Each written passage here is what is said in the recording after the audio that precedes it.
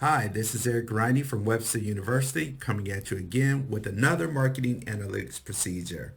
In today's tutorial, we'll be discussing forecasting demand using S-curve. Let's get started. All right, to start off, what we're going to do is just really quickly go through an explanation of the S-curve. S-curve is a measure or a way for us to estimate the diffusion of innovation. And if you remember, what that is a theory that explains how information, technology, knowledge gets diffused across a population or across a social system, right? So it's the spread. And if you remember, what happens is with anything, think about new technology. You have a few people who try it out. They're called our innovators. And then it may be picked up by our early adapters. And that's a little bit larger percentage of the population. So we see that now that there's some growth in terms of the number of people that have learned about whatever this thing is.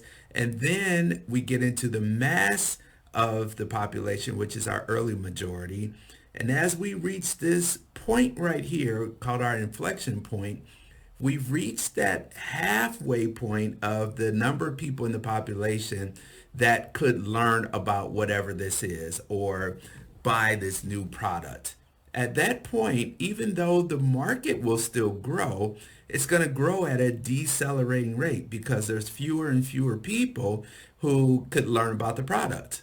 All right. And so this S curve reflects that aggregate growth in terms of the market. All right. So we start off really low. We begin to accelerate. At some point, the acceleration is going to slow down. We're still growing, but at a slower and slower pace till we reach that upper limit, whatever that upper limit is. Now, on this y-axis, we have it in percent, and it says market share percent. So this is 100%. You can't go more than 100%. But this could actually be a number. I mean, we could say 1 million. Maybe there's 1 million people in the market. And so that's what we use as our number. It could be actual revenue or, it could be number of businesses or something like that. Whatever it is we're measuring in terms of this market, we can use that as our upper limit. All right, so we have two different types of curves that we're going to talk about. One is the Pearl curve and one is the Gompertz curve. The Pearl curve uses what's called a logistical or a logistic function to measure this diffusion of growth or diffusion of information. And the way this works is that it does this symmetrically about the inflection. All right, so we expect that the part of acceleration is going to be mirrored on the other side in terms of the deceleration, all right, to whatever that upper limit is. The Gompertz uses a sigmoid function. You see it's similar. I mean, they both function the same way in terms of, accelerating and decelerating.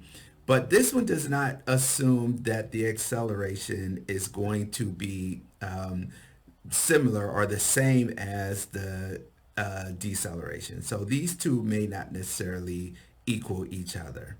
All right, so let's hop into the Pearl equation and take a look at it and see how this actually functions. So the Pearl curve equation is L divided by 1 plus A times this exponential to the negative B times the number of periods. Wow, that is a lot. That's a mouthful there. So let's break this down. L is our upper limit. And if you remember, that's what we want to approach. We want to approach some upper limit here. And that's what L is going to represent, that upper limit for us. All right. We have in our denominator this A, which is going to be our rate of change. All right. An exponential Euler function this E function. And this is a function that has been used in finance and other mathematical equations. And it approaches, as n approaches infinity, we expect the number to approach this 2.718 to 81. It goes on and on and on. It's kind of like pi. But it's a very useful function. They use it in terms of compound interest and things like that. All right, B is a measure of our deceleration in growth.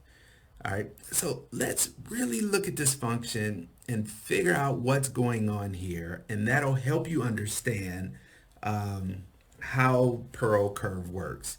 So L again is in our numerator. It's the upper limit. And if you think about it, anything in our denominator, the impact it has on our numerator depends on the size of the number in the denominator. So if I were to take L, and here I just have an arbitrary number of 100. So if we take L and we divide it by 1, then it's 100. If we take L and divide it by 2, it's 50. And if we did this again, you could see that as the denominator gets, let's try it this way. As the denominator gets larger, then our answer, I'll say, the impact it has on L is that our number gets smaller. All right. So if I were to just do these periods here instead of doing it the way I did here, like this, you can see how this number is getting smaller and smaller and smaller. All right. So basically, as the denominator gets larger, our answer is going to be smaller. All right. But what we want, remember in this, we want this to approach the limit. In other words, we want to, as we go further and further out, we want to move towards 100, not move away from 100. So what's happening here is that this L divided by 1 plus this part of the equation, what's happening in this part of the equation is that this is a number that is going to impact 1, right? 1 plus this, but it's going to do so at a decelerate. First it's going to accelerate, then decelerate. So it's going to start at a large number and get smaller and smaller and smaller. And then that's going to have less of an impact on 1, which is going to have less of an impact on L. So let's just quickly look at this first part of the equation so you can see what's happening here. So this negative, and this is B, and you can see here I actually labeled this B, times the number of periods. Let's try that again because it didn't work. So I have this minus B. Let's wait. Let's go back because I did something. There we go. So let's try this again. We have equals minus B. And then what we're doing is we are going to multiply that times the number of periods. All right. And you see B is 5. So this is just going to be negative, 0.5. So this is going to be negative 0.5. And as we go further and further out, you see that there is an equal difference in the distance of each one of these. We're, just taking away 0.5. So we go from negative 0.5 to negative 1 to negative 1.5 and so forth. All right. Now what's going to happen, this is getting larger. And if you remember, an exponential number that's negative has what it does to the base is it makes the base smaller. Now, this Euler's function is a logarithmic function, and it in many ways does this type of acceleration deceleration and I'll leave it at that. So we're going to do this exp. So there's actually an Excel equation for this Euler's function, and put this number in, and I'm going to copy this on down.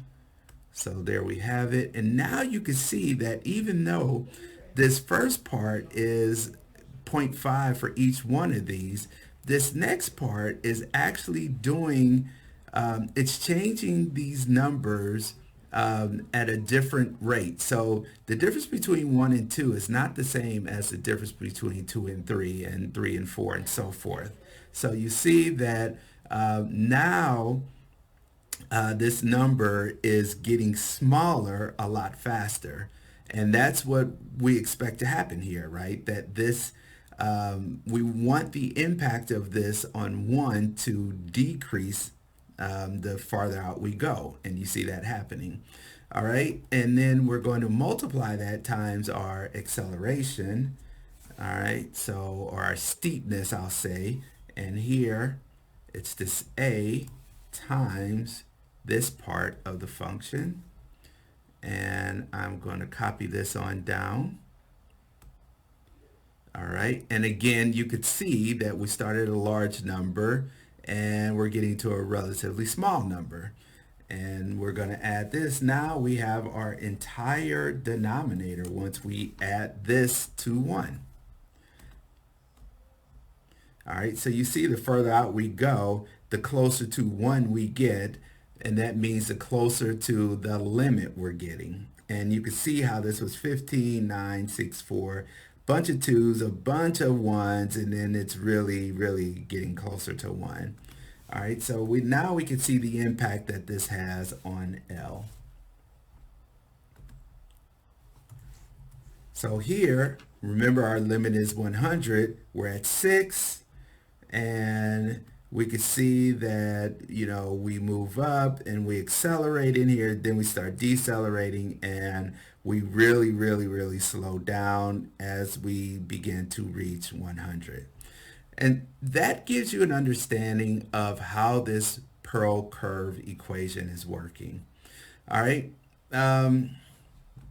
So let's really quickly look at an example of the Pearl curve. I'm going to delete this. I have this in here because I worked it earlier, but let's just start over and put this in here so you can see exactly how it works. All right, so I'm just going to put in, we start with arbitrary numbers, and I like to start with 1, so I have all 1s, and so I'm just going to put this in. And this data right here, let me go back right quick. This data is just, a program. So let's assume that this is a new program that we have at Webster University. And we have, well, it's not new now, but it was new back in 2003. And this is our enrollment information. And so we want to see, what's going on and what can we expect moving forward. All right. So we're going to use this curve, this Pearl curve, to estimate what's happening in our market, in our demand. So we go equals L, and you see this is L underscore PEX. That just stands for Pearl example. And I can't use L. I can't call this number L because I'm already using L on this in this workbook. All right, so divided by 1 plus this A function, or this A number, I'll say, exp, and then negative B times our period. And we're in period 1 here. All right. And then I'm just going to copy this down, and I'm actually going to go past the point of the periods that I actually have because I'm forecasting this out. All right, and if you remember with any analytical procedure, basically what we want to happen is that we want to find some model, some equation, and the right numbers in that equation, some model that helps us to estimate what actually happens so that we can use it to anticipate what will happen in the future. Well, the only way we can do that is if our model is accurate. So we need to test it against what actually happened. So what we're going to do to test to see if our model is accurate is that we are going to measure it against actual data. And we could do this in several ways. We could do an R squared variable, we could do a p-value, and in this case, I'm doing a sum of squared error. And sum of error squared just looks at our actual, or I'm sorry, our estimate minus the actual, and we're going to square that. All right. And what we want to happen is we want this number to be extremely small. The smaller this number is, the closer our estimate is to what actually happened. And I'm going to copy this down, and I don't have to copy this all the way down because past the point of having data, there's nothing to compare it to. All right. So I'm summing this sum of errors here, and what I want to do is minimize this. So I want solver to find the numbers that will make this forecast match what actually happened, such that the sum of squared errors will be very close to zero. All right, so let's go into solver. And again, I worked through this to make sure it worked. So I already have this in here, but we are going to look at our total SSE. We want to minimize that by changing these three numbers, and we're using our GRG nonlinear. I hit OK. And you can see it really quickly came back, and we compare what we forecasted to what we got. It is very darn close, almost right on the mark. I mean, if you round, it is pretty much on the mark. All right, so our total sum of squared errors is extremely small. That means we are pretty darn accurate. And you can see here, this is my actual forecast. I could, if I wanted to, put in the enrollment data, but it would fit nicely on top of this. So we can anticipate then that, in terms of this program, we are starting to flatten out. All right. We've had our growth spurt, and for the foreseeable future, we're going to be around 710 students, per year. And this is good information to know because, as you begin to reach maturity in some products, it'll be time to introduce new products so that those can go through, or you need to figure out how you can possibly find new markets for this. Maybe this is an on-ground offering and you move it to online, and then you can have another growth spurt. Or maybe if this is a product that you sell domestically, maybe you move it into a foreign location so that you can begin this curve all over again in that foreign location. So this is very useful information. The other part that's good to know on here that I didn't go through when I was explaining the Pearl curve is this inflection point. This inflection point is the point at which the acceleration begins to slow down or decelerate. It's still going, but it's going at a slower and slower pace. All right. So where is that point? It's good to know when that point is happening. Have you reached that point, or are you still accelerating at an exponential function? So here you can see it was around, the first quarter of the 6th year. So sometime in the year 2008, we reached that inflection point and we began to slow down. All right. And now we're leveling off. All right. So that's your Pearl curve. Oh, and to calculate this Pearl curve, let me go back. I'm sorry. To calculate this inflection point, it's the log of A divided by B. So that's how you would do it. All right, so really quickly, let's talk about the Gompertz curve. And this is the equation for the Gompertz curve. I'm not going to go all through what I did before, but you can see the equation is set up a little bit different. It's an exponential Euler function on top of an exponential Euler function. And honestly, I don't understand everything that it does, so I won't even try to explain it all to you. Just know that it works. All right, so let's look at this same data and let's do the Gompertz curve and see how that works. So equals A, and then it's times this exp negative c times exp minus this b times r periods. And then I'm going to take this all the way down, and let's make sure the years are correct right there. All right, and we're going to do our sum of differences again.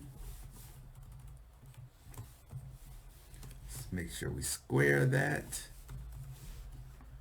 and we'll just take this down to here.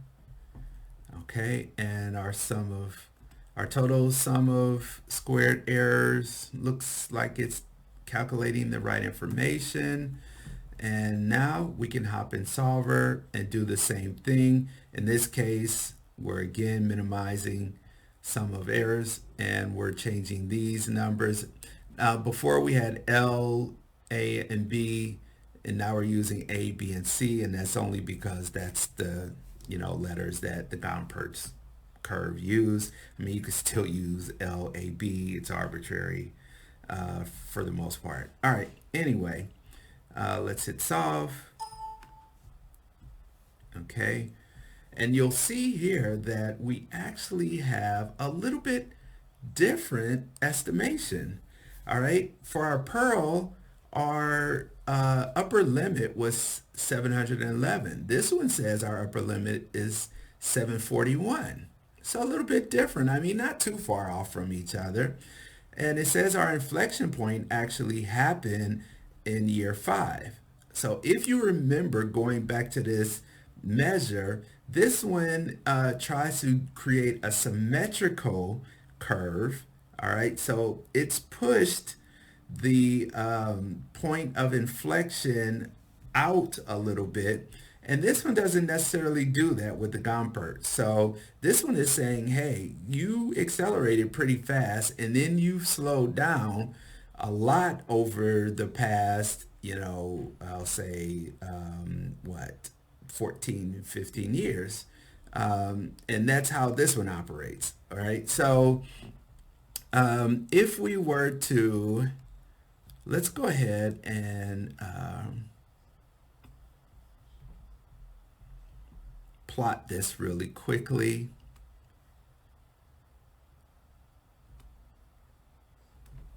All right, there we go. And then let's add in our actual, or that's our actual. Let's go in and add in our forecast.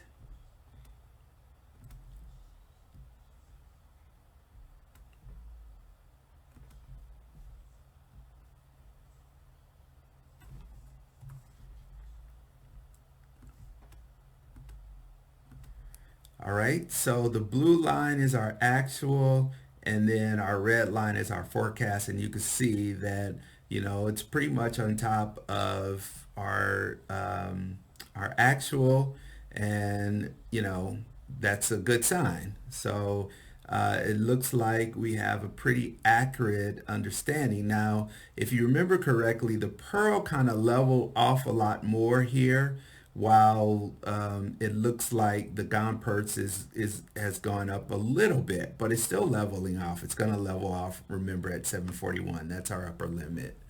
All right, so there you have both the Pearl and the Gompertz. Really great for estimating demand of the overall market, or maybe your market share, or what's going on with a particular product or something like that. Again, my name is Eric Riney from Webster University. You can contact me at my email information. You can also contact me on Twitter or LinkedIn, and certainly you can find me on YouTube.